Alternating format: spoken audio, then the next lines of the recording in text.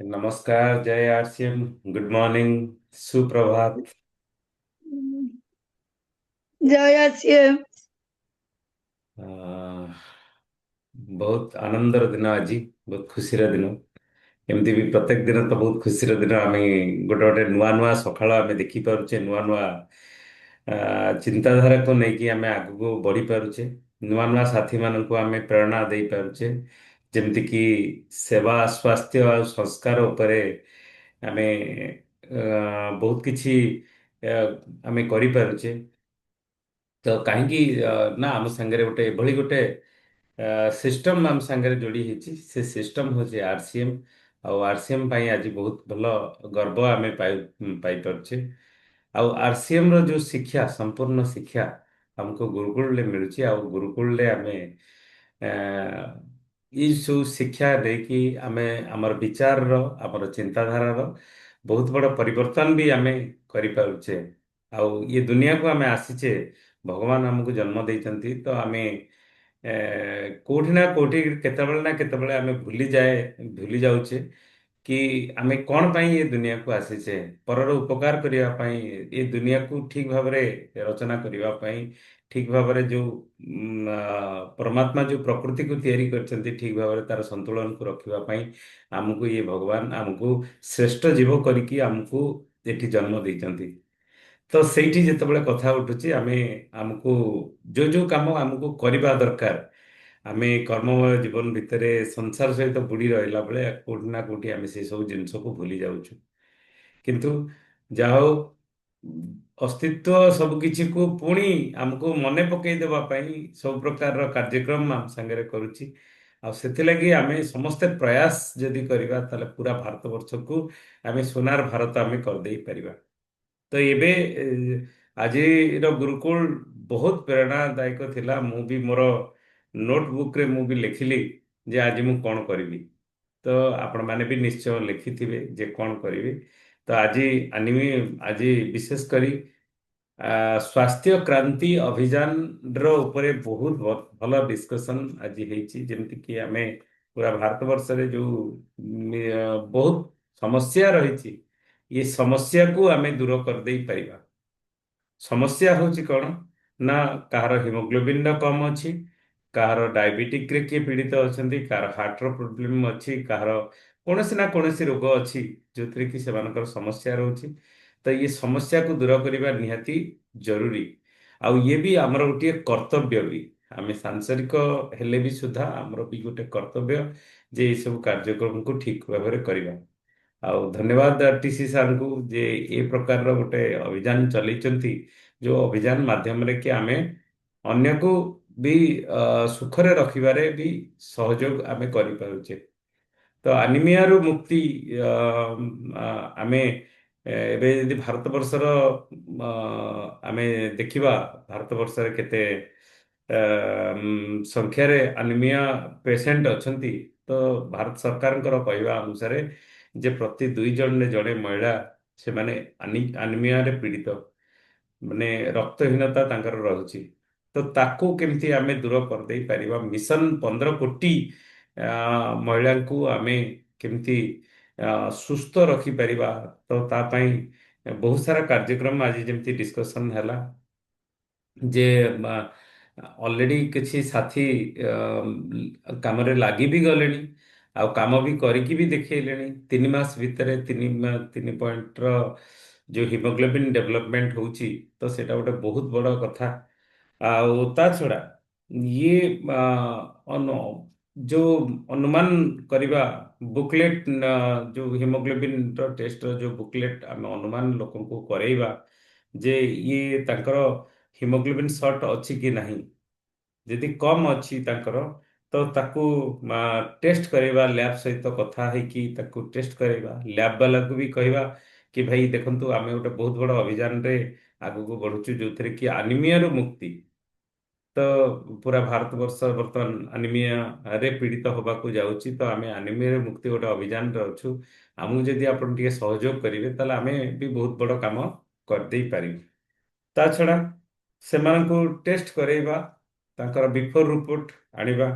ସିଡ୍ସର formula ଆମକୁ already ତ ମିଳିସାରିଛି ବହି ମିଳିସାରିଛି ରୂପାନ୍ତରଣ ଯାତ୍ରାରେ। ସେ ବହି କୋଉଠି ରହିଯାଇଥିବ, ଯଦି ଧୂଳି ପଡ଼ିଯାଇଥିବ, ଯଦି ତାକୁ ବି ଖୋଲିବା ନିହାତି ଜରୁରୀ।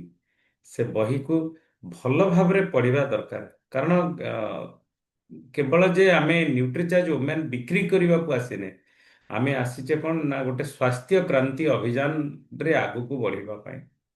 ତ ତାକୁ ଆମେ ପଢ଼ିବା ନିହାତି ଦରକାର।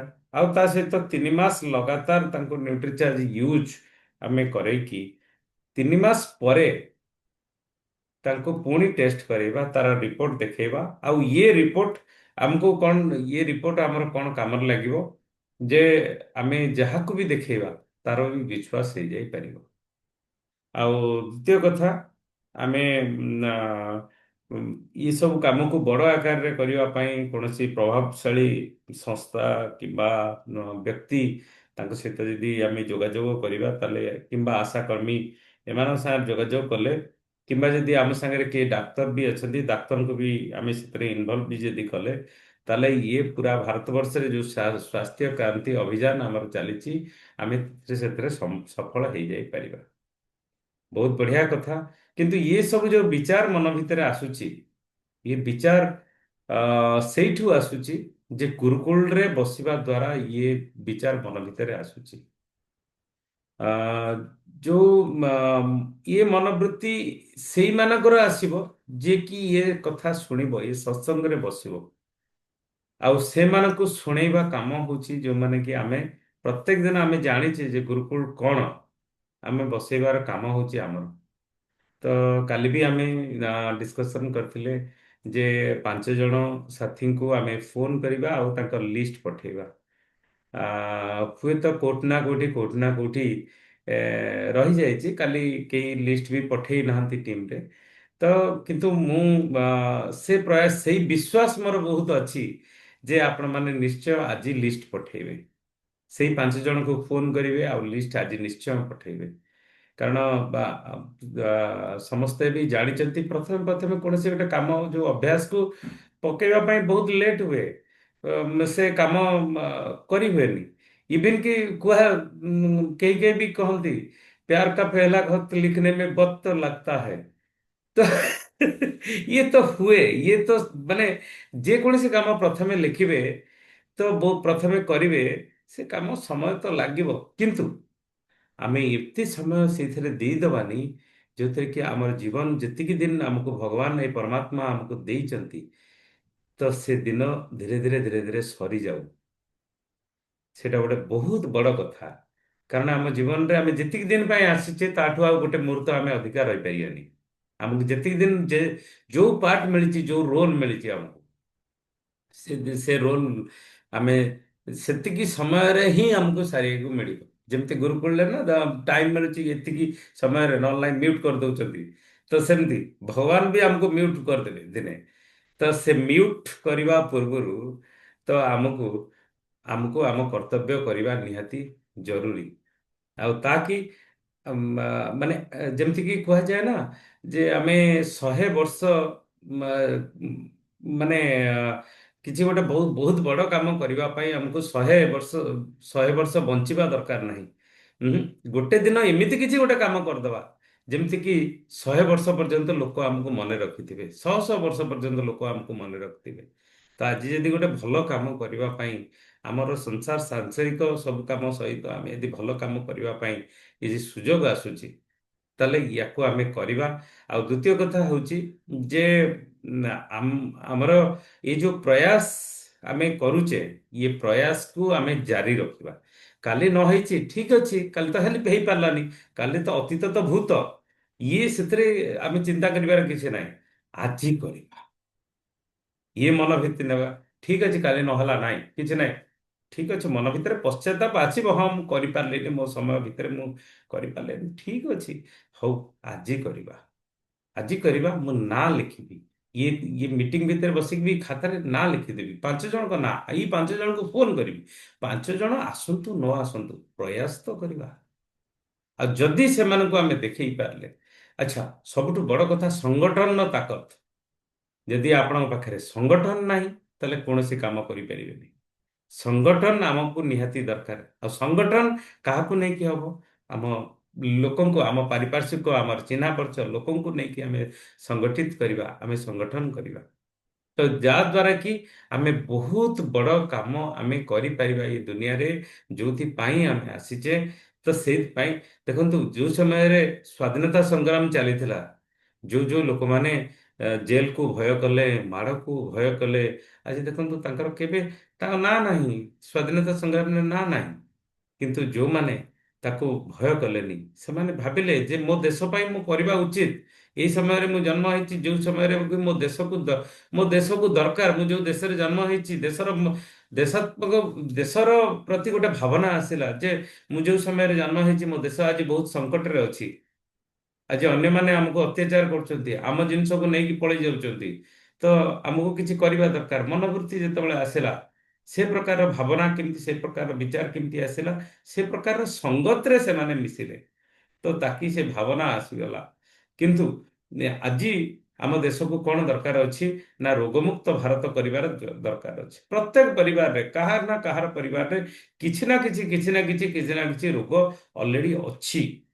କିନ୍ତୁ ତାକୁ ଆମେ ଦୂର କରିବା ପାଇଁ, ଏ ଭାରତକୁ ସୁନାର ଭାରତ କରିବା ପାଇଁ ଆମକୁ ସଂଗଠିତ ହବାକୁ ପଡ଼ିବ, ଆମକୁ ଏକାଠି ହବାକୁ ପଡ଼ିବ।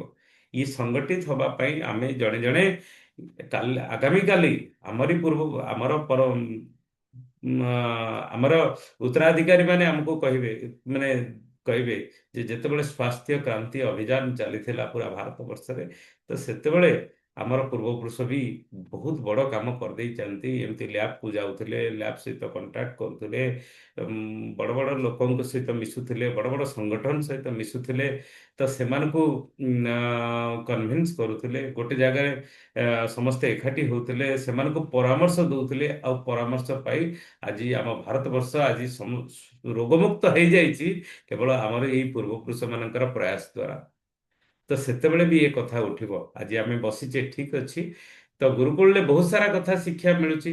ତ ସେଥିଲାଗି ମୋର ପୁଣି ଥରେ ଆଜି ଆପଣମାନଙ୍କୁ ଅନୁରୋଧ ଯେ କାଲି ଯଦି ବି ହେଇପାରୁନି, ଠିକ ଅଛି, ଛାଡ଼ି ଦିଅନ୍ତୁ। ଆଜି ଆମେ କରିବା। ଆଜି ତ ଆମ ହାତରେ ଅଛି, ଆମ ହାତରେ ଯୋଉଟା ନାହିଁ ତ ନାହିଁ, ଠିକ ଅଛି। ଭଗବାନ ଆଜି ତ ଦେଇଛନ୍ତି ଆମକୁ। ଠିକ ଅଛି, ଓକେ, ଥ୍ୟାଙ୍କ ୟୁ। ତ ଆପଣଙ୍କର ବିଚାର ଆମେ ଶୁଣିବା। ତ ଫାଷ୍ଟ ଆମେ ଶୁଣିବା ସାହୁ ଭାଇଙ୍କଠୁ। ସାହୁ ଭାଇ। ଆଜି ତ ବହୁତ ଭଲ ଆଲୋଚନା ହେଲା, କିନ୍ତୁ ଯାହା ଗୋଟେ କାଲି ମୁଁ ଆଉ ସମୟ ପାଇପାରିଲିନି, ଯଦିଓ ନାଁ ଲେଖିଛି ପଠେଇ ପାରିନି, ଆଜି ନିଶ୍ଚିତ ପଠେଇବି। ଯେ ଯାହାକୁ ମୁଁ କହିଛି ସେଇମାନଙ୍କର ନାଁ ମୁଁ ଲିଷ୍ଟ କରିଛି, ତାକୁ ଆଜି ହ୍ୱାଟ୍ସଆପରେ ପଠେଇଦେବି। ତା ସହିତ ସେମାନଙ୍କୁ ଆଜି ବି ଡାକିଛି, ସକାଳେ ବି ଡାକିଛି ମୁଁ ବସିବା ପାଇଁ, କିନ୍ତୁ ବସି ପାରୁନାହାନ୍ତି। ତଥାପି ମୋର ଇଚ୍ଛା ଅଛି ଯେ ଆପଣଙ୍କ ମାଧ୍ୟମରେ ସେଟା ବି ହେଇଯାଇପାରିବ, କାରଣ ଯିଏ ନିଜର ଅତି କ୍ଲୋଜ ସାଙ୍ଗ ସିଏ ବସି ପାରୁନାହାନ୍ତି। ଯଦିଓ ଆପଣଙ୍କଠାରୁ ଶୁଣିଲା ପରେ ଆଉ ବସି ପାରନ୍ତି। ଗୁଜୁରାଟରେ ମୋର ସାଙ୍ଗଟି ଅଛି, ସେ କହିଲା ନିଶ୍ଚୟ ବସିବି, କିନ୍ତୁ ଆଉ ବସିନି। ମୁଁ ତାକୁ ବି ଲିଙ୍କ ପଠେଇ ଦେଇଛି ଆଜି। ଯାହା ହଉ ଦେଖାଯାଉ, କାଲି ବି ବସିବାର ସମ୍ଭାବନା ଅଛି ସିଏ। ଆଉ ଆଜି ଯାହା ନ୍ୟୁଟ୍ରିଚାର୍ଜ ଓମେନ୍ ଉପରେ କହିଲେ, ଏ ଗୋଟେ ବହୁତ ବଢ଼ିଆ ଜିନିଷ ଯେ ଆମେମାନେ ନ୍ୟୁଟ୍ରିଚାର୍ଜ ଓମେନ୍କୁ ନେଇ ବଡ଼ ଆକାରରେ ବିଜନେସ୍ କରିପାରିବା। ଯେମିତିକି ଆମେମାନେ ପାଇଥିଲେ ସିଡ୍ସର ବହି। ସିଡ୍ସର ବହି ଅତି ଗୁରୁତ୍ୱପୂର୍ଣ୍ଣ, ତାକୁ ବି ସମସ୍ତେ ପଢ଼ିବା ଦରକାର। ଯୋଉମାନଙ୍କ ପାଖରେ ନାହିଁ ସେମାନେ କଲେକ୍ସନ କରିକି ତାକୁ ଦେଖିବା ଦରକାର। ଆଉ ତା ମାଧ୍ୟମରେ ବଡ଼ ବିଜନେସ୍ ଆମେ କରିଦେଇ ପାରିବା। ନ୍ୟୁଟ୍ରିଚାର୍ଜ ଓମେନ୍ ପ୍ରତ୍ୟେକ, ମୁଁ ବର୍ତ୍ତମାନ ଗଣେଶ ବାବୁଙ୍କ ସହିତ କଥା ହଉଥିଲି, ମୁଁ କହିଲି କେତେ ଆପଣ ହିମୋଗ୍ଲୋବିନ୍ ଅଛି? ନା ହିମୋଗ୍ଲୋବିନ୍ ମୋର 6 ଅଛି, 2 ମାସ ତଳେ ଦେଖିଥିଲି। ମୁଁ କହିଲି ଆଜି ବସନ୍ତୁ, ବହୁତ ଭିଡ଼ିଓଟା ପଠଉଛି। ତା ସହିତ ଆଜି ଗୁରୁକୁଳରେ ଆମର ଶତପଥୀ ଆମର ଲିଙ୍କରେ ବସନ୍ତୁ, ଆଜି ଜାଣିପାରିବେ। ହଁ ମାରିଲେ କିନ୍ତୁ ଟାୱାର ପାଉନି ବୋଲି ମୁଁ ତାଙ୍କର ଫୋନ କଲା ପରେ କହିଲେ ଟାୱାର ପାଉନି। ମୁଁ କହିଲି ଟାୱାର ପାଇବା ଜାଗାରେ ହିଁ ବସିଯିବେ, ଅଟୋମେଟିକ ପାଇବ। ତେଣୁ ବର୍ତ୍ତମାନ ଉଦ୍ୟମ କରିବା, ଏଇ ଉଦ୍ୟମ ମାଧ୍ୟମରେ ବହୁତ ବଡ଼ ଏ ବିଜନେସକୁ ବଢେଇ ଦେଇ ପାରିବା। ଜୟ RCM, over two Satyadev. Okay ଭାଇ, ଭାଇ ଟିକେ ମୁଁ ରେକ୍ଟିଫିକେସନ କରୁଛି। ଆମେ କେବଳ ନ୍ୟୁଟ୍ରିଚାର୍ଜ ଓମେନ୍ ରେ ବିକ୍ରି କରିବାରେ ଆମେ ରହିବାନି, ଆମେ ସ୍ୱାସ୍ଥ୍ୟ କ୍ରାନ୍ତି ଅଭିଯାନରେ ଆମେ ଆଗକୁ ବଢିବା। ତ ସ୍ୱାସ୍ଥ୍ୟ କ୍ରାନ୍ତି ଅଭିଯାନର କାମ ହଉଛି ଯେ ସିଟ୍ସ, ଆପଣ ତ ବହୁତ ଭଲ ପଢନ୍ତି, ମୋଠୁ ବି ବହୁତ ଭଲ ପଢନ୍ତି। ଯୋଉ ସିଟ୍ସର ଯୋଉ ବୁକ୍ ଆପଣଙ୍କୁ ମିଳିଛି ଏଠି ରାଉରକେଲାରେ, ତାକୁ ଭଲ ଭାବରେ ପଢ଼ିକି ତାକୁ ଯଦି ଟିକେ ଓଡ଼ିଆରେ ଟ୍ରାନ୍ସଲେଟ୍ ଆପଣ କରିକି ପଠେଇ ପାରନ୍ତେ ହୁଏତ ଆ, ମୁଁ ବି ଆଉ ଅନ୍ୟମାନଙ୍କର ବି ଅନ୍ୟମାନଙ୍କୁ ପ୍ରେରଣା ମିଳନ୍ତା। ଆମେ ଗୋଟେ ଏ, ଯୋଉଠି ଯୋଉଠି କ୍ୟାମ୍ପ ଆମେ କରନ୍ତେ ସେଇଠି ସେଇ କ୍ୟାମ୍ପରେ ବି ଟାକୁ ଆମେ ଓଡ଼ିଆରେ ଆପଣମାନେ ତ ଟ୍ରାନ୍ସଲେଟ୍ କରିକି ମୋତେ ଯଦି ପଠେଇଦେବେ ତାହେଲେ ମୁଁ ତାକୁ କଣ କରିବି ଗୋଟେ ବ୍ୟାନରରେ ଏଇ କାମ କରିବା ଦରକାର, କଣ କଣ କରିବା ଦରକାର ଯେ ସେଟା ଆମେ କରିପାରିବା ତାକି ଆମେ ସ୍ୱାସ୍ଥ୍ୟ କ୍ରାନ୍ତି ଅଭିଯାନରେ କାହାର କିଏ ଡାଇବେଟିକରେ କିଏ ପୀଡ଼ିତ ଅଛି, କିଏ ହାର୍ଟର ପ୍ରୋବ୍ଲେମରେ ପୀଡ଼ିତ ଅଛି, କାହାର ହିମୋଗ୍ଲୋବିନ୍ କମ୍ ହେଇଯାଇଛି, କାହାର ଥାଇରଏଡ୍ କାହାର ହେଇଯାଇଛି, କାହାର କ'ଣ ବି ରୋଗ ଅଛି, ତ ପ୍ରତ୍ୟେକ ଆମେ କାମ ପାଇଁ ଆମେ ଆଗକୁ ବଢ଼ିପାରିବା। ତ ଆମେ ସ୍ୱାସ୍ଥ୍ୟ କ୍ରାନ୍ତି ଅଭିଯାନରେ ଆଗକୁ ଆମେ ବଢ଼ିବା। Okay, thank you. ଆରତି ବାପା କୁହନ୍ତୁ। ଜୟ ଆସିଏମ୍। ଆଜି ଯୋଉ ସ୍ୱାସ୍ଥ୍ୟକାନ୍ତି ଅଭିଯାନ ଉପରେ ମନୀଷା ମ୍ୟାଡାମ ସବୁ ଯୋଉ କହିଲେ ହେଲ୍ଥ ଇଜ ୱେଲ୍ଥ, ଆଉ ପ୍ରକୃତ ଆମେ ଯଦି ମହିଳା ମାନଙ୍କର ଭଲ ମନ୍ଦ ମାନେ ତାଙ୍କ ଦେହ ଖବର ବୁଝିବା ପାଇଁ ଆମେ ପ୍ରଥମେ କଣ କରିବା, ଗୋଟେ ସଂଗଠନକୁ ଯାଇ ଦେଖା କରିବା। ତାଙ୍କୁ ନେଇକିରି ଧର ଅଙ୍ଗନବାଡି କର୍ମୀ ହେଲେ, ଆଶା କର୍ମୀ ହେଲେ, ଏସଓଜି ଗ୍ରୁପ ହେଲେ, ଆମେ ତାଙ୍କ ସାଙ୍ଗରେ ବସିକି ଆଗ ଡିସ୍କସନ କରିବା। ଗୁରୁଜୀ ଯୋଉ କହିଲେ ନିଜେ ନିଜକୁ ଆଗେ ଏଜୁକେଟେଡ କରିବାକୁ ପଡିବ। ଯୋଉ ଟପିକ ଉପରେ ଆମେ ଆଲୋଚନା କରିବା ଆମେ ନିଜେ ନିଜକୁ ଏଜୁକେଟ କରିବା, ତାପରେ ସମସ୍ତଙ୍କ ଯାଇକି ସମସ୍ତଙ୍କୁ ଦେଖା କରି ସେ ବିଷୟରେ ଆଲୋଚନା କରିବା। ତାପରେ ଦୁଇରେ ଆମେ ସେମାନେ ଗୋଟେ ଯୋଉଠି ନା ଯୋଉଠି ଏଇ ଯୋଉ ସିଟ୍ସ ଆମକୁ ମିଳିଛି ତା ଦେହରୁ ନଲେଜ ନବା। ଫ୍ରିରେ ମିଳିଛି ଆମକୁ ରୂପାନ୍ତରଣ ଯାତ୍ରାରେ, ମୁଁ ଏଇ ବହି ବି ଦେଖଉଛି ମିଳିଛି, ସେ କଥା ନୁହଁ, ଏସବୁ ମିଳିଛି। ଆମେ ତାକୁ କଣ କରିବା, ନିଜେ ଏଜୁକେଟ ହବା। ଧର ଯାହାର ଆମିନିଆ ଯୋଉ ଆମୋନିଆ ଯୋଉ ଇଏ ହେଇଯାଉଛି କମି ଯାଉଛି, କେମିତି ଆମେ କଣ ଗୋଟେ ହେଲ୍ଥ କ୍ୟାମ୍ପ କରିବା। ହେଲ୍ଥ କ୍ୟାମ୍ପରେ ସମସ୍ତଙ୍କୁ ଡାକିବା, ଡାକିଲା ପରେ ସେମାନେ ଆସିଲେ ତାଙ୍କର ଗୋଟେ ଇଣ୍ଟରେଷ୍ଟ ବଢିବ, କଣ ଗୋଟେ ଫ୍ରିରେ ହେଲ୍ଥ କ୍ୟାମ୍ପ ହଉଛି। ତେଣୁ ସେମାନେ ଲେଡିଜ ସବୁ ସାଙ୍ଗ ହେଇକି ଆସିବେ। ତାପରେ ସେମାନେ ଆସିଲେ ତାଙ୍କ ସ୍ୱାସ୍ଥ୍ୟ ଯୋଉ ପରୀକ୍ଷା ହବ ସେଥିରୁ ସେମାନେ ଜାଣିଲା ପରେ ତାଙ୍କର ଗୋଟେ ଇଣ୍ଟରେଷ୍ଟ ବଢିବ। ତେଣୁ ସେ ଗୁରୁଜୀ କହୁଛନ୍ତି ହଠାତ୍ କି ଯାଇ କାହାକୁ କିଛି କୁହ ନା, ନିଜେ ଆଗେ ଏଜୁକେଟ ହୁଅ, ସେ ବିଷୟରେ ଜ୍ଞାନ ନିଅ। ତାପରେ ଗୋଟେ ସଂଗଠନ ମାନେ ଯିଏ ହେଡ୍ ତାଙ୍କୁ ଦେଖା କରି ତାଙ୍କ ସାଙ୍ଗେ ଡିସ୍କସନ କର, ତାପରେ ଯାଇକି ହେଲ୍ଥ କ୍ୟାମ୍ପ ଡାକ, ଇଏ କର। ମୁଁ ଯାହା ଶିଖିଲି ଆଜି। ଆଉ ହଠାତ୍ କି ଯାଇ ଆଉ ସବୁ ପ୍ରଡକ୍ଟ ଉପରେ ବି ଆମେ ହଠାତ୍ ଯାଇ କହିବାଟା ଠିକ ନୁହେଁ। ଯୋଉ ସବଜେକ୍ଟ ଉପରେ ଆମେ ଯାଇଛେ ଆମେ ସେଇ ସବଜେକ୍ଟ ଉପରେ ଆଲୋଚନା କରିବା। ମୁଁ ଏତିକି କହୁଛି। ଆଉ ଓକେ, ଥ୍ୟାଙ୍କ ମୁଁ ୟୁ। ନଥିଲି ଆଜି ବେଶୀ ସମୟ ବସିନଥିଲି, ଅନମ୍ୟୁଟ ନିଜକୁ କରିଦେଇଥିଲି, ଓକେ ମ୍ୟୁଟ କରିଦେଇଥିଲି। ଓକେ ଓକେ ତତ୍ପଟା ଥ୍ୟାଙ୍କ କଲା ଆগে ନିଜକୁ ମ୍ୟୁଟ କରିଦେଇଥିଲି, ୟୁ। କାମରେ ଲାଗିଛି। Okay okay okay thank you. Chitta ବାବୁ କୁହନ୍ତୁ, ଅନମ୍ୟୁଟ କରନ୍ତୁ। ସାର୍ ନମସ୍କାର, ଜୟ ସିଂ ସାର୍। ନମସ୍କାର। ଆରେ ଭିଡିଓ ମୋଡ ଟିକେ କରିପାରୁନି କାହିଁକି ନା କ୍ଷୀର ଗାଡି ଚାଲିଛି ତ ଏପଟେ କ୍ଷୀର କାମଟା ଟିକେ ହଉଛି, ଭିଡିଓ ଚଳିବ, ଅନ୍ କରିପାରୁନି। କୁହନ୍ତୁ। ଆପଣଙ୍କ କଥା ତ ଏତେ ପାୱାରଫୁଲ ଯୋଉଥିରେ କି ଆଉ ଭିଡିଓ ନ କଲେ ବି ଆମେ ଆପଣଙ୍କୁ ଦେଖିପାରୁଛୁ। ଆଜ୍ଞା ଆଜ୍ଞା। ଆରେ ଗୋଟେ ଜିନିଷ ହଉଛି କଣ, ଆଜି ପ୍ରୋଗ୍ରାମ ଟା ଯୋଉ ଥିଲା ଅବଶ୍ୟ ସମ୍ପୂର୍ଣ୍ଣ ମୁଁ ଶୁଣି ପାରିନି, ନେଟ୍ ପ୍ରୋବ୍ଲେମ ରହିଲା। କିନ୍ତୁ ନିର୍ଚାର୍ଜ ମ୍ୟାନ ଉପରେ ଯୋଉ ମ୍ୟାନ ଉପରେ ଯୋଉ ଆଜି ମଞ୍ଚା ଯୋଉ ବୁଝେଇଲେ, ଗୋଟେ ଏମିତି ମିରାକିଲ ପ୍ରଡକ୍ଟ ଯାହାକି 50 ପ୍ରକାରର ଯୋଉ ନ୍ୟୁଟ୍ରିସନ ତା ଦେହରେ ଭର୍ତ୍ତି ହେଇଛି। ସେ ନ୍ୟୁଟ୍ରିସନ ବାବଦରେ ଆମେ ଯଦି ତା ଉପରେ ସମସ୍ତେ ଯଦି ସବୁ ଧାରଣା ଜ୍ଞାନ ଆହରଣ କରିପାରିବା, ତାହେଲେ ଆମେ ଲୋକଙ୍କୁ ଠିକ ସେ ତା ଉପରେ ଆମେ ଲୋକଙ୍କୁ ବୁଝେଇ ପାରିବା। ଯେମିତିକି ଆମର 15 ପ୍ରକାର ଫଳରସ, 15 ପ୍ରକାର ରହିଲା ଆମର ଭିଟାମିନ ସବୁ ବିଭିନ୍ନ ପ୍ରକାର ଆମିନ ଏସିଡ ଠୁ ଆରମ୍ଭ କରି ବଟାନିକାଲ ଠୁ ଆରମ୍ଭ କରି ଏଇ ଯୋଉ ପ୍ରକାର ସବୁ ପ୍ରଡକ୍ଟ ତା ଦେହରେ ରହୁଛି, ସେ ପ୍ରଡକ୍ଟର ଯୋଉ ପ୍ରକାରର ତାର କାମ ବା ପ୍ରଡକ୍ଟର ଯୋଉ ପ୍ରକାର ତାର ଦମ ସେ ରଖିଛି, ମାର୍କେଟରେ ଏମିତି କୌଣସି ପ୍ରଡକ୍ଟ ତା ଦେହରେ ବି ଚ୍ୟାଲେଞ୍ଜ ଦେଇପାରିବନି। ତାପରେ ଆଉ ଗୋଟେ ଜିନିଷ, ସେ ପ୍ରଡକ୍ଟ ନେଇକି ଆମେ ମହିଳା ମାନଙ୍କୁ ଦେଲା ପରେ, ମୁଁ ବି କେତେ ଜାଗାରେ ଦେଲାଣି ବି, ରେଜଲ୍ଟ ବି ଆସିଲାଣି ବହୁତ ଜାଗାରେ। ଯଦିଓ ତାର ପ୍ରୁଫ ମୁଁ କିଛି ରଖିନି, ମୋ ପାଖରେ ନାହିଁ କିଛି, ମୁଁ ସେ ବାରେ ଟିକେ ନଲେଜ ନଥିଲା ମୋର। ଏବେ ବର୍ତ୍ତମାନ 2 ମାସ ତଳେ ଯୋଉ ପ୍ରୋଗ୍ରାମ ବାରମ୍ବାର ହେଲା ପରେ ତାର ଯୋଉ ଭିଡିଓ ଶୋ କରିବା ପାଇଁ କି ମନୀଷା ମ୍ୟାଡାମ ଯୋଉ ତାର ଇଏ କରୁଛନ୍ତି ତା ଉପରେ ବି ମୁଁ ଫୋକସ୍ ଜାରି ରଖିଛି। ତାପରେ ଆଉ ଗୋଟେ କଥା ହଉଛି କଣ ନା ଆମକୁ ପ୍ରଥମେ ସୁସ୍ଥ ରହିବାକୁ ହେଲେ ପ୍ରଥମେ ଆମେ ପ୍ରକୃତି ସହିତ ମିଶିକିରି ଆମର ଯୋଉ ସିଡ୍ସ ର ଯୋଉ ଅଛି ଯେମିତିକି ଆମର 7-8 ଘଣ୍ଟା ନିଦ୍ରା ଯିବା ଏବଂ ଆମର ଇମୋସନାଲ ହେଲ୍ଥ ଯୋଉଟା ଭାବର ମଧ୍ୟ ଶରୀର ସ୍ୱାର୍ଥ ପାଇଁକି ତାକୁ ଗୋଟେ ଭାବନାତ୍ମକ ଚିନ୍ତାଧାରା କରିବା ଏବଂ ଏକ୍ସରସାଇଜ ବ୍ୟାୟାମ ଏଇ ଯୋଉ ଜିନିଷ ଗୁଡା ରହିଲା।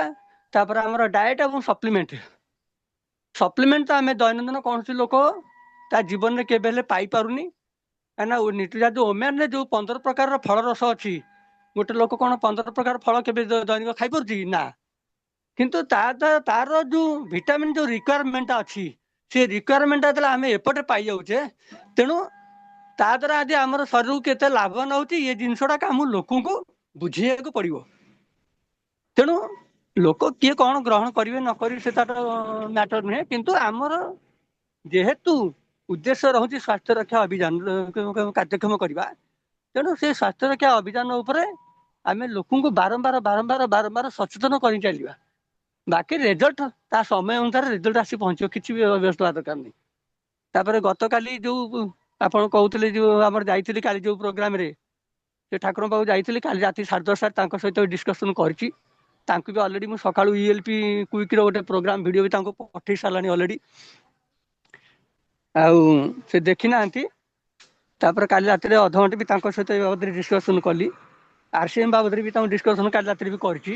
ତାର ପ୍ରଡକ୍ଟ ଉପରେ ଗାମା ଉପରେ ଆରମ୍ଭ କରି ଏମିତି ନିଉଟ୍ରିଜା ଯୋଉ ଓମ୍ୟାନ ଉପରେ ଏମିତି କେତେଟା ପ୍ରଡକ୍ଟ ଉପରେ ତାଙ୍କୁ ସେ ବାବଦରେ କାଲି ବି ସମ୍ୟକ ଧାରଣା ବି ଦେଇଛି। ଆଉ ସେ ବି ମତେ ଜବାବ ଦେଇଛନ୍ତି ଆଉ ଠିକ ଅଛି ନା ଝିଅ ଟିକେ ଭଲ ହଉ ଭଲ ହେଲା ପରେ ଆମେ ତାପରେ ପୁଣି ଡିସ୍କସନ କରି ଆମେ ଆଗକୁ ଯିବା ଆଉ କହୁଛି। ତାପରେ ଆଉ ଗୋଟେ ଜିନିଷ ଜଳ ସଞ୍ଚୟ ଉପରେ କାଲି 4-5 ଜଣଙ୍କ ସହ ଫୋନରେ ବି କଥା ହେଇଥିଲି ସେ ବାବଦରେ।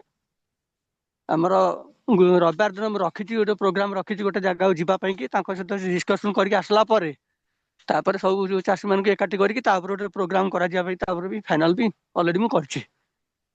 Thank you sir over to sir ନମସ୍କାର ସାର୍। Okay, thank you. ଆପଣଙ୍କ ପ୍ରୟାସ ବହୁତ ବଢ଼ିଆ। ଚିତ କେତେଟି ଜିନିଷ ମୁଁ ଟିକେ ଖାଲି ରେକ୍ଟିଫିକେସନ କରୁଛି। ଆଜ୍ଞା ଯୋଉଟା କି ଆମେ ଏଠି ତ ଆମେ ଆମ ପରିବାର ବସିଛେ, ଆମେ ଆଜ୍ଞା ଦୁନିଆ ଆଗକୁ ଯେତେବେଳେ ଯିବା ତାହେଲେ ଆମେ ଟିକେ ରେକ୍ଟିଫାଏ ହେଇକି ଯିବା। ଯେମିତିକି ନ୍ୟୁଟ୍ରି ଚାର୍ଜ ଓମେନ୍ କୁ ଆମେ ଯାଉଛେ ସ୍ୱାସ୍ଥ୍ୟ କ୍ରାନ୍ତି ଅଭିଯାନରେ, କୌଣସି ପ୍ରଡକ୍ଟ ଆମେ ବିକ୍ରି କରିବାକୁ ଯାଉନେ। ଇଏ ହଉଛି ନା ପ୍ରଥମ କଥା। ଆଜ୍ଞା ଦ୍ୱିତୀୟ କଥା, ସେ ଯୋଉ ଯାହାକୁ ଆପଣ ଫୋନ କଲେ ତାଙ୍କର ମାନସିକ ଅବସ୍ଥାକୁ ଆମେ ଦେଖିକି, କାହାର ବି ମାନସିକ ଅବସ୍ଥାକୁ ଦେଖିକି କୌଣସି ନା କୌଣସି କଥା ଆମେ କହିବା ଦରକାର। କାରଣ ସେ ସେଇ ସମୟରେ ସେ ବହୁତ କଷ୍ଟରେ ଅଛନ୍ତି।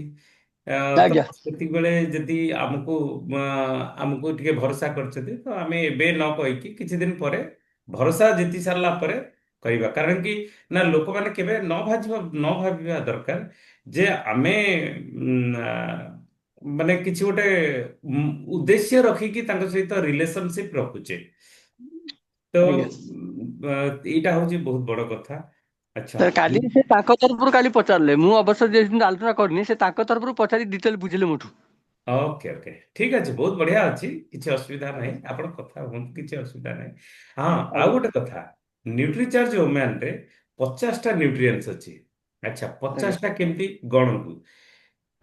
ସେଥିରେ 13ଟା ଭିଟାମିନ୍ ରହିଲା, ଆଜ୍ଞା 13ଟା ଭାଇଟାମିନ୍ ରହିଲା, ଆଜ୍ଞା ଏ 13ଟା ଭାଇଟାମିନ୍, 13ଟା ମିନେରାଲ ରହିଲା। ହୁଁ ତ କେତେ ହେଲା? 13 13 26 26। 13ଟା ଫ୍ରୁଟ୍ସ ଏକ୍ସଟ୍ରା ରହିଲା, କେତେ ହେଲା? 39 39।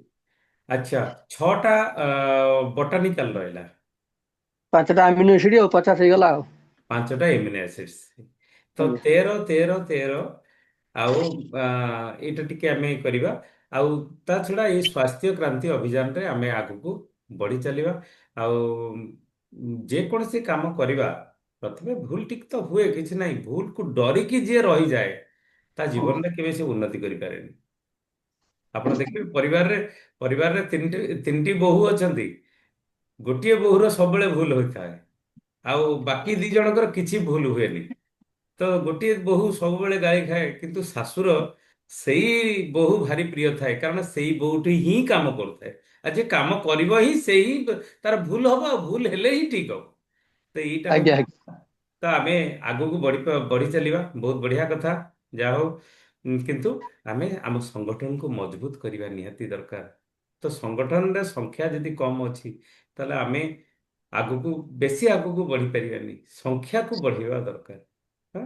ତ ଆମେ 5 ଜଣଙ୍କର ଲିଷ୍ଟ କରିବା, ସେମାନଙ୍କୁ ଫୋନରେ କହିବା, ମତେ ତାକୁ ପଠେଇବା, ମୁଁ ବି ମୋ ସମୟ ଅନୁସାରେ ମୁଁ ବି ତାଙ୍କୁ ଟିକେ ଫୋନ କରିଦେବି ଯେ ଭାଇ ଚିତ୍ତ ବାବୁ ଯୋଉ ଫୋନ କରିଥିଲେ ଯେ ଗୁରୁକୁଳ ଗୋଟେ ବହୁତ ବଡ, ଇଏ ଭାରତବର୍ଷକୁ ବହୁତ ବଡ ସମସ୍ୟାରୁ ଦୂର କରିବା ପାଇଁ, ଇଏ ଗୁରୁକୁଳର ଗୋଟେ ବିଚାର, ଆମ ବିଚାରକୁ ବହୁତ ବଡ ପରିବର୍ତ୍ତନ କରିବା ପାଇଁ, ଆମ ପରିବାର ସଂସ୍କାରିତ ହବା ପାଇଁ ଇଏ ଗୁରୁକୁଳ ହଉଛି। ଆଉ ଆପଣ ବି ଆସିବେ, ସେଥିରେ ମାନେ ରଖେନି ଯେ ଆରସିଏମ ର କିଏ ହଉ କିଏ ନ ହଉ, କିଛି ଅସୁବିଧା ନାହିଁ।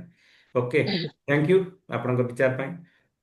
ନାନୀ କୁହନ୍ତୁ ଆପଣଙ୍କ ବିଚାର। ଅନମ୍ୟୁଟ, ହଁ ମୁଁ ଆପଣଙ୍କୁ କରୁଛି, ହଁ ଅନମ୍ୟୁଟ କରନ୍ତୁ। ଜୟ ଆର୍ଯ୍ୟ। ଆଜି ତ ସ୍ୱାସ୍ଥ୍ୟ କ୍ରାନ୍ତି ଉପରେ ଚାଲିଥିଲା ଟିସିଜିଙ୍କର ପ୍ରୋଗ୍ରାମ, ଆଉ ସେଥିପାଇଁ ବେଶୀ ଗୁରୁତ୍ୱ ଦେଇଥିଲେ ନ୍ୟୁଟ୍ରିଜେନ୍ ଓମେନ୍ ଉପରେ। ନ୍ୟୁଟ୍ରିଜେନ୍ ଓମେନ୍ ଦ୍ୱାରା ତ ଏନିମିଆକୁ ଆମେ ଏନିମିଆ ମୁକ୍ତ ଭାରତ କରିଦେଇ ପାରିବା, କିନ୍ତୁ ଅନ୍ୟମାନଙ୍କୁ କନଭିନ୍ସ କରିବାର ପାୱାରଟା ଆମର ଦରକାର। ତା ବ୍ୟତୀତ ଅନ୍ୟ ବହୁତ ପ୍ରଡକ୍ଟ ବାହାରିଛି ଯୋଉଟା କି ଆମର ସ୍ୱାସ୍ଥ୍ୟ ପାଇଁ ସବୁ ଭଲ। ଆଚ୍ଛା, ମୋର ଗୋଟେ ପ୍ରଶ୍ନ, ସମସ୍ତେ କହିଲେ ମୁଁ ଶୁଣିଲିଣି, କିନ୍ତୁ ଏଇ ଯେ ପ୍ରଡକ୍ଟ ବାହାରିଛି, କୋଉ ପ୍ରଡକ୍ଟ ୟୁଜ କଲେ ଆମେ ସଫିସିଏଣ୍ଟ ମାନେ କ୍ୟାଲସିୟମ ପାଇପାରିବା? କୋଉ କଣ ନାନୀ ପ୍ରଡକ୍ଟରୁ ଆମେ ଶୁଭିଲାନି? ଅଧିକ କ୍ୟାଲସିୟମ ପାଇପାରିବା? କଣ କହିଲେ ନାନୀ, ଶୁଭିଲାନି?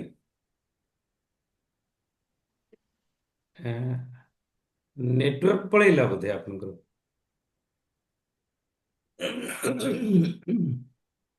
ବୋଧେ ନାନୀଙ୍କର ନେଟୱାର୍କ ପଳେଇଲା। ଓକେ, ସେ ପୁଣି ଜଏନ୍ କରନ୍ତୁ, ଆମେ ତାଙ୍କ ସହିତ କଥା ହବା। ସୁକାନ୍ତ ବାବୁ ଆପଣ, ହଁ ଆସିଲେ, ଆସିଲେ ତ। ନେଟୱାର୍କ ପଳେଇ ଯାଉଛି। ହଁ ଆଜ୍ଞା, କଣ କହିଲେ?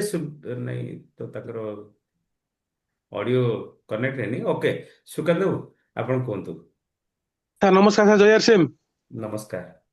ସାର୍ ବହୁତ ବଢିଆ ଆଜି ଆମର ନ୍ୟୁଟ୍ରିସନ ଓମେନ୍ ଭିତରେ କହିଲେ। ଆକ୍ଚୁଆଲି ଆମର ଯୋଉ 15 କୋଟି ଆମର ରହିବା କଥା, ଆମର ଯୋଉ କହିଲେ ଆମର ସ୍ୱାସ୍ଥ୍ୟ ମିଶନ ପାଇଁ, ଆମର ଘରେ ଘରେ ଘରେ ଘରେ ସମସ୍ତଙ୍କର କିଛି ନା କିଛି ପ୍ରୋବ୍ଲେମ ଅଛି।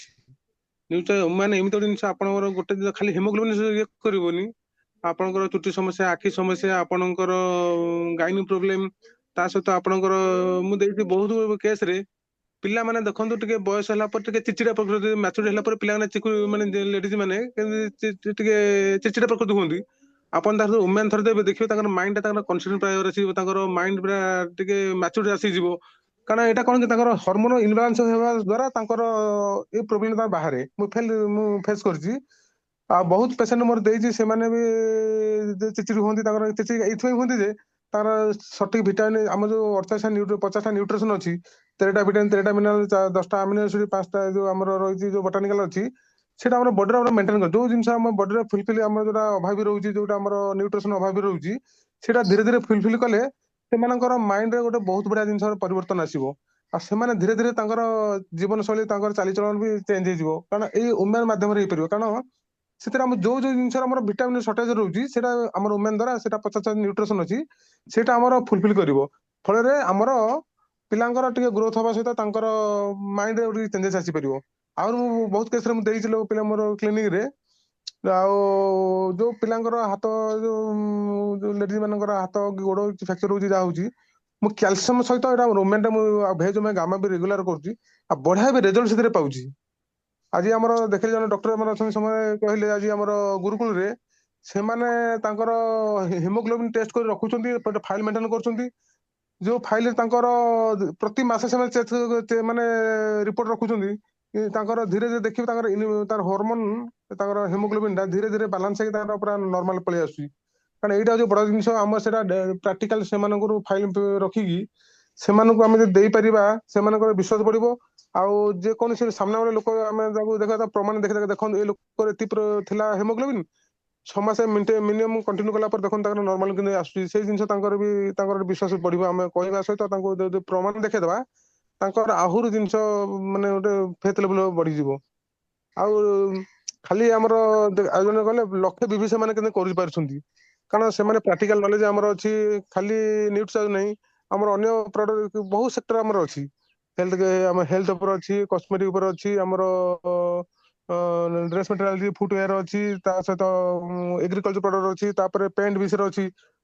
ଯଦି ଆମେ ପ୍ରତ୍ୟେକ ମାନେ ପ୍ରଡକ୍ଟ ଫୋକସ କରିବା, ଧୀରେ ଧୀରେ ଧୀରେ ଆମର ସବୁ ପ୍ରଡକ୍ଟ ନଲେଜ ହେଲେ ଆମେ ଗୋଟେ ଲକ୍ଷେ ଲକ୍ଷେ ବି ତ ଆମେ ନିଶ୍ଚିତ ଆମେ କରିପାରିବା।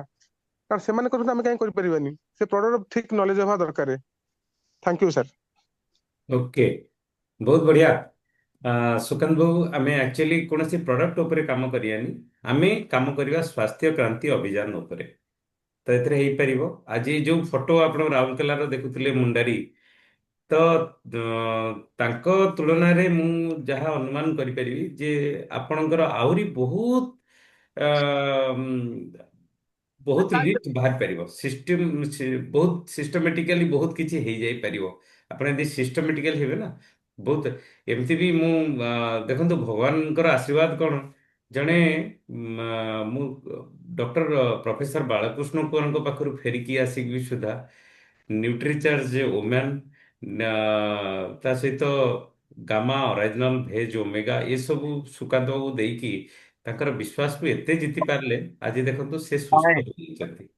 ତ ଭାଲୁ ଏମିତି ଖାଇଯାଉଛି। ପ୍ରତ୍ୟେକ ପ୍ରତ୍ୟେକ ପ୍ରତ୍ୟେକ ଆପଣ ଯାହା ବି କରୁଛନ୍ତି ବହୁତ ବଡ଼ କାମ କରୁଛନ୍ତି, କିନ୍ତୁ କଥା ହଉଛି ଏଇଆ ଯେ ଆମେ ସେଟାକୁ ଯଦି ସିଷ୍ଟମେଟିକାଲି କରିବା ନା, ତ ତା ଦେହରେ ଲୋକଙ୍କୁ ରେଜଲ୍ଟ ଆମେ ଦେଖେଇ ପାରିବା। ତ ଏଇ ସ୍ୱାସ୍ଥ୍ୟ କ୍ରାନ୍ତି ଅଭିଯାନରେ ତ ପ୍ରଥମ କାମ ଆଜି ଯାହା ଟିସି ସାର୍ କହୁଛନ୍ତି ଯେ ଆମେ ଗାଁରେ ବିଭିନ୍ନ ବଡ଼ ବଡ଼ ସଂସ୍ଥା ସହିତ ଆମେ ମିଶିବା, ଆଶାକର୍ମୀ ମାନଙ୍କ ସହିତ ମିଶିବା, ଏସ୍ଏଚଜି ଗ୍ରୁପ ସହିତ ମିଶିବା। ତ ସେମାନଙ୍କର ହେଲ୍ଥକୁ ଠିକ୍ ରଖିବା ପାଇଁ ଯେଉଁ ହେଲ୍ଥ କ୍ୟାମ୍ପ ଆମେ କରୁଛେ, ତ ସେମାନଙ୍କୁ ସିଟ୍ସ ବିଷୟରେ ଡିଟେଲ୍ସ ଆମେ ଜଣେଇକି କ'ଣ କେମିତି ତାଙ୍କର ଚାଲିଚଳଣି ଏସବୁ ଯାହା କିଛି ରହିବା କଥା ସ୍ୱାସ୍ଥ୍ୟକୁ ଠିକ୍ ରଖିବା ପାଇଁ ଆମେ ତାଙ୍କୁ ଯଦି ପରାମର୍ଶ ଦେବା, ସେ ବି ଆମର ହେଇପାରିବ। ଆଉ ତାକୁ ଟିକେ ସିଷ୍ଟମେଟିକାଲି ଆମେ କଲେ ବହୁତ କାମ ହେଇଯାଇ ପାରିବ। ଆଉ ତା ଛଡ଼ା ଭଗବାନଙ୍କର ଆଶୀର୍ବାଦ ଆମ ଉପରେ ଅଛି, ତ ଆମେ ବହୁତ କିଛି ଆମେ କରିଦେଇ ପାରିବା। Okay, thank you. ବାବୁଲି ବାବୁ କୁହନ୍ତୁ। ବାବୁଲି ବାବୁ କୁହନ୍ତୁ। ଆଜ୍ଞା, ସାର୍ ନମସ୍କାର। ନମସ୍କାର ଆଜ୍ଞା, କୁହନ୍ତୁ। ସାର୍ ମୁଁ ଟିକେ ରାସ୍ତାରେ ଅଛି, ମ୍ୟାଡାମକୁ କଟକ ଛାଡୁଛି, ଆଉ 5 ମିନିଟ୍ ପରେ ବସରେ ବସିଲା ପରେ ମୁଁ କହିବି।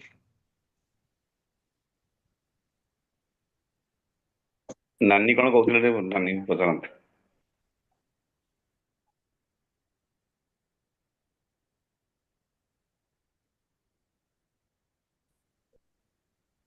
ଯିବି ଗାଡିଟା ଆଣିବି।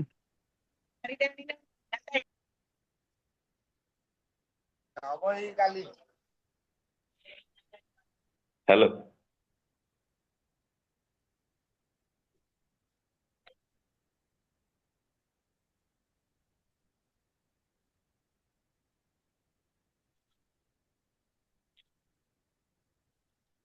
ହ୍ୟାଲୋ ସତ୍ୟଦେବ।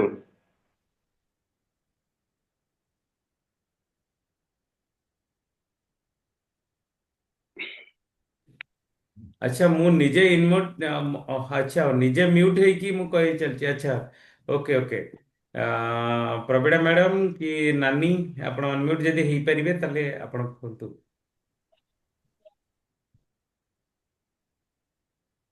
ଓକେ, କୁହନ୍ତୁ। ସାର୍ ନମସ୍କାର। ନମସ୍କାର ନମସ୍କାର ଆଜ୍ଞା। ଆଚ୍ଛା, ନ୍ୟୁଡ୍ ଚାର୍ଜ ଉପରେ କାଲି ମୁଁ ଟିକେ ୱାର୍କରେ ଗଲାବେଳେ ଦେଖାନ୍ତି ବହୁତ ଲୋକ। କାଲି ମୁଁ ୱାର୍କରେ ସନ୍ଧ୍ୟାବେଳେ ଯାଇଛି, ସେ 2 ଜଣ ମୁଁ ଦେଖାହେଲେ, ମତେ କହିଲେ ମୁଁ ଏମିତି ଶୁଣୁଛି ଆପଣ ଏମିତି ଅଛନ୍ତି, ଆପଣ ଆମକୁ କିଛି କହୁନାହାନ୍ତି, ଆଉ ଏମିତି ଏମିତି ସବୁ ହେଇଛି। ମୁଁ କହିଲି ହଉ କୁହନ୍ତୁ କଣ ଅସୁବିଧା କଣ। ତାଙ୍କ ମିସେସ୍ ମାନେ ଗୋଟେ ତାଙ୍କର ଛୁଆ, ସେ କାଳେ ଫ୍ୟାଟ ହେଇକି ଥାଇରଏଡ ଇଏ ଯୋଉ ହିମୋଗ୍ଲୋବିନ ସବୁ ତାଙ୍କ ବଡିରେ କମ, ଆଉ ସେ ପୁରା ଲେଜିନେସ୍ ହେଇକି ପୁରା କିଛି ଗୋଟେ କରୁନାହାନ୍ତି। ମୁଁ କହିଲି ତମ ରିପୋର୍ଟ ମତେ ଦିଅ, ତମ ଯୋଉ ଟେଷ୍ଟ ରିପୋର୍ଟ, ତାପରେ ମୋର ନ୍ୟୁଟ୍ରି ଚାର୍ଜ ଓମେନ୍ ଖାଅ 3 ମାସ ଖାଅ, ଆଉ ଗୋଟେ ଗୋଟେ ଗାମା ଖାଅ ତା ସାଙ୍ଗରେ ମିଶେଇକି, ଗୋଟେ ସକାଳେ ଗୋଟେ ସନ୍ଧ୍ୟାରେ, ଆଉ ନ୍ୟୁଟ୍ରି ଚାର୍ଜ ଗୋଟେ ଟିଫିନ ପରେ ଖାଇବ। ଖାଇକି 3 ମାସ ପରେ ମୁଁ ଫେର ରିପୋର୍ଟ ମତେ ଦେଖେଇବ। ସେ ହଁ କରିଛନ୍ତି, ଆଜି କହିଛନ୍ତି ଆସିବେ ବୋଲି। କହିଲେ ମୁଁ ଆପଣଙ୍କ ଓକେ, ଘର ବହୁତ ଠିକି ଯିବି ବଢିଆ, ନା ଆପଣ ବହୁତ ଆସିବେ? ବଢିଆ ମ୍ୟାଡାମ। ଆକ୍ଚୁଆଲି ଭାଇ ତାଙ୍କ ସମୟ ବହୁତ କମ ଆଜି।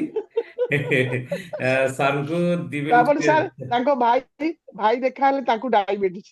ସେ କହିଲେ ଡାଇବେଟିସ୍ ପାଇଁ ମ୍ୟାଡାମ କଣ? ମୁଁ କହିଲି ଏମିତି ଆମର ଏଇଟା ଆସିଛି ନା, ସେଇଟା ବି ଆପଣ ମୋ ପାଇଁ ଆଣିବେ। ଠିକ ଅଛି, ଦେଖାଯାଉ ଆଉ ଆରସିଏମ ର କଣ ହଉଛି। ନାଇଁ, ଆମେ ଗୋଟେ କ୍ୟାମ୍ପ କରିବା। ଆମେ ଗୋଟେ କ୍ୟାମ୍ପ ହଁ, କରିକି ଯୋଉ ମୁଁ କ୍ୟାମ୍ପ ତାଙ୍କୁ ସେଇଟା ମାଧ୍ୟମରେ କି କରିସାରିଲା ପରେ, ହଁ ତାଙ୍କୁ ଦେଇ ସାରିଲା ପରେ ତାଙ୍କର ସେ ଏରିଆକୁ ଆମେ ଟିକେ ଯିବା। ମୁଁ ତାଙ୍କୁ ରିସେଣ୍ଟଲି କହିଛି, ମୁଁ କହିଲି ତମେ ହଁ, ମୁଁ କହିଲି ତମେ 10-15 ଜଣ ଲେଡିଜ କି ଠିକ କର, ଆଉ ଆମେ ସେଠିକି ଯିବୁ, ଆଉ ଏ ବିଷୟରେ କହିବୁ ନା। ହଉ ଆଗ ଆଗ ଆମ ଘର କଥା ତାକୁ ବୁଝନ୍ତୁ, ତାପରେ ଆମେ ତାଙ୍କ କଥା ବୁଝିବୁ। ମୁଁ କହିଲି ହଉ ଠିକ ଅଛି। ମତେ ଭାରି ଓକେ ଖୁସି ଲାଗିଲା ଯେ କି ସିଏ ମତେ ଓଲଟା ପଚାରିଲେ। ସବୁବେଳେ ଦେଖା ହନ୍ତି, ମୁଁ କିଛି କହେନି। ମ୍ୟାଡାମ, ଗୋଟେ ଯେ ଆଜି ଗୋଟେ ମତେ ଖାଲି ଛୋଟିଆ ମ୍ୟାଡାମ ଗୋଟେ ଛୋଟିଆ କାମ ଖାଲି କରନ୍ତୁ। ଗୋଟେ ଖାତା ହଁ କରିକି ତାଙ୍କ ନାଁ ଟା ଲେଖନ୍ତୁ, ହଁ ହଁ ତାକି ସାର୍, ଆମେ ଯେତେବେଳେ ଡାଏରୀ କ୍ୟାମ୍ପ କରିବା ପେନ୍, ନା, ପ୍ରଥମେ ତାଙ୍କ ନାଁ ଟା ସାର୍ ଆମେ ଲେଖିବା। ଡାଏରୀ ପେନ୍ ବି ମୁଁ ପାଖରେ ଧରିକି ବସିକି ଲେଖେ ସବୁ। ଏବେ ସେଇଟା ଟିକେ ଆଉ ଭୁଲ ହଉନି। ଓକେ ଆଗରୁ ଓକେ। ହଉଥିଲା, ଏବେ ଡାଏରୀ ପେନ୍ ନହେଲେ ତ ନିଜେ ଭୁଲିଯିବ ନା। ଆଉ ନିଜେ ତ ଭୁଲିବାକୁ ପଡିଯାଉଛି ନା, କେତେବେଳେ କଣ ଏପଟ ସେପଟ ହେଲେ ଭୁଲି ଯାଉଛି। ଆଉ ତାପରେ ୟା ରେଜଲ୍ଟ ଟା ବି ଭଲ କରୁଛି। ମାସେ ହେଲା ସେ ଖାଇଲାଣି, ସେ ଗାମା ଆଉ ସେ ଡାଇବେଟିସ ର ଯୋଉ ଆମର ମଧୁସୋମ ରସଟା। ଏଇ ଯୋଉ ଆମ ଘରେ ରମେଶ କଥା କହୁଥିଲି, ତା ମିସେସ୍ ଆଜି ସରିଗଲା। ମତେ କାଲି ରାତିରେ କହିଲାଣି। ମୁଁ କହିଲି ହଁ, ମୁଁ ତ ସକାଳୁ ଦେବି ତତେ ସକାଳୁ। ଆଉ ସିଏ ତା ରେଜଲ୍ଟ, ତା ମମି ଆସିଥିଲେ, ତାଙ୍କୁ ବି ଡାଇବେଟିସ୍। ସିଏ ତାଙ୍କୁ ସେ ବୋତଲ ଟା ଦେଇଦେଲା, ଗୋଟେ ବୋତଲ। ସିଏ ଗୋଟେ ନେଇକି ନିଜେ ଖାଉଛି। ମୁଁ କହିଲି ତାଙ୍କୁ ଗୋଟେ ଦେଇକି କଣ ଲାଭ? କିଛି ଲାଭ ନାହିଁ। ସେ ବାସ୍ ସରିଯିବ, ଆଉ କିଛି ସେ ଖାଇବେନି। 3 ମାସ ଖାଇବା ଦରକାର ନା। ସେଠି କଣ ଦେଖିବେ, କଣ କରିବେ? ମୁଁ କହିଲି ହଉ ଦେଖ କଣ କରୁଛ। ନାଇଁ ଓକେ। ବସ ରେ ପଠେଇଦବୁ। ମୁଁ କହିଲି ହଉ ଠିକ ଅଛି। ଏମିତି ଗୋଟେ ସମୟ ଆସିବ, ଲାଷ୍ଟକୁ ସମୀର ସାରଙ୍କ ବେପାର ବନ୍ଦ କରିଦେବେ। ଓକେ ଅପା, ଦି ହଁ ମିନିଟ ଅଛି। ସେୟା ନୁହଁ କଣ? ହଁ ହଁ ହଁ ଠିକ ଦିଦି। ଅଛି ସାର୍, ସରି ସରି ଓକେ ସରି ଓକେ ଅପା, ସରି କଣ ସାର୍। କହୁଥିଲେ? 2 ମିନିଟ ଅଛି। ଆଜି ହଁ ସାରଙ୍କର ଥାଉ। ହଁ, ଗୋଟେ ଆଜି ହେଇପାରେ। ବା କିସି ସାରଙ୍କର ବେଶୀ ସମୟ ଲାଗିଗଲା, ତାଙ୍କର 8ଟା ପର୍ଯ୍ୟନ୍ତ। ଓକେ ଓକେ, କୁହନ୍ତୁ। ହଁ ହଁ ପଶିଗଲି, ଥ୍ୟାଙ୍କ ୟୁ। ଟାଇମ ହେଇଗଲା। ହଉ ଓକେ, ଟାଇମ ହେଇଗଲାଣି। ସାର୍, ସାରଙ୍କ କଥା ଆମେ କାଲି ଶୁଣିବା, କାରଣ ଆମେ ବହୁତ ହଁ ଲୋକଙ୍କୁ ଡାକିବା, ସାରଙ୍କ ବିଚାର ଆମେ ଶୁଣିବା। ଓକେ, ହଁ ଆଜି ହଁ ପାଇଁ ନମସ୍କାର। ଜୟ ଆରସିଏମ୍। ଆଉ ନାନୀ, ଆପଣଙ୍କ ସହିତ ମୁଁ ଫୋନରେ କଥା ହେଇଯିବି। କଣ କଣ ଦରକାର ଆମେ କଥା ହେଇଯିବି। ମୁଁ ସାଙ୍ଗେ ସାଙ୍ଗେ ଆପଣଙ୍କୁ ଫୋନ କରୁଛି। ହଁ। ଓକେ, ନମସ୍କାର। ଜୟ ଆରସିଏମ୍। ନମସ୍କାର।